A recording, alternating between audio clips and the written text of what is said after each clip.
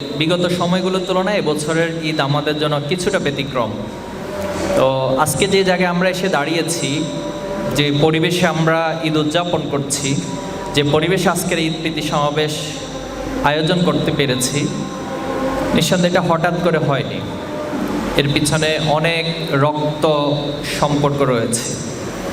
এই পরিবেশের পিছনে অনেক ভাইয়ের শ্রম রয়েছে, ঘামগুলো রয়েছে, অনেক জীবনগুলো আল্লাহ তাআলার কাছে চলে যাওয়ার ইতিহাস রয়েছে। এই দীর্ঘ লড়াই সংগ্রাম ত্যাগ তিতিক্ষা উপর যে পাটাতন তৈরি হয়েছে, সে পাটাতনের উপর ভিত্তি করে ছাত্র শিবিরের আজকের এই আয়োজন পর্যন্ত আমরা আসতে পেরেছি, আলহামদুলিল্লাহ।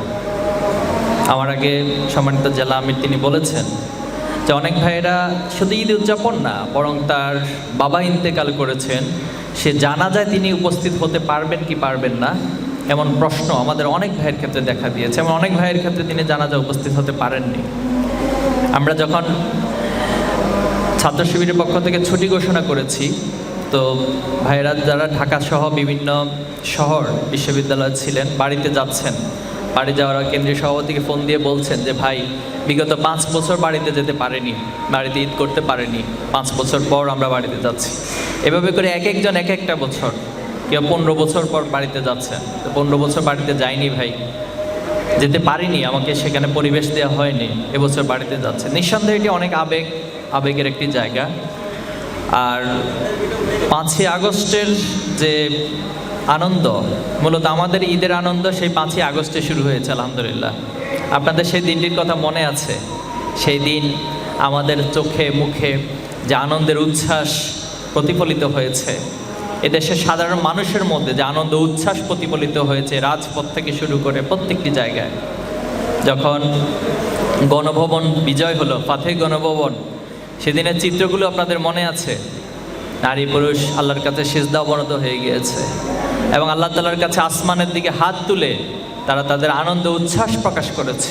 একটি ফ্যাসিবাদী পরিবেশ থেকে বাংলাদেশের মানুষ মুক্ত হয়ে মুক্ত বাতাসে তাদের নিঃশ্বাস নিতে পারছে। এর চেয়ে বড় আনন্দ বাংলাদেশের প্রেক্ষাপটে আর কিছু হতে পারে না, আলহামদুলিল্লাহ। এবার ঈদের যে ভিন্নতাগুলো আপনারা খেয়াল করে দেখবেন যে মোগল আমলে যখন ঈদ উদযাপন হতো, সেখানে মিছিল বের করা হতো এবং সেই সংস্কৃতিটা আবার ফিরে এসেছে, আলহামদুলিল্লাহ। তো সব কিছু মিলে আল্লাহ তাআলার কাছে আমাদের শুকরিয়া আদায় করার কোনো ভাষা নাই। আমরা আল্লাহ তাআলার কাছে সিজদা অবনত হয়ে হাজার সিজদা দিয়েও এই শুকরিয়া আদায় করে শেষ করতে পারবো না।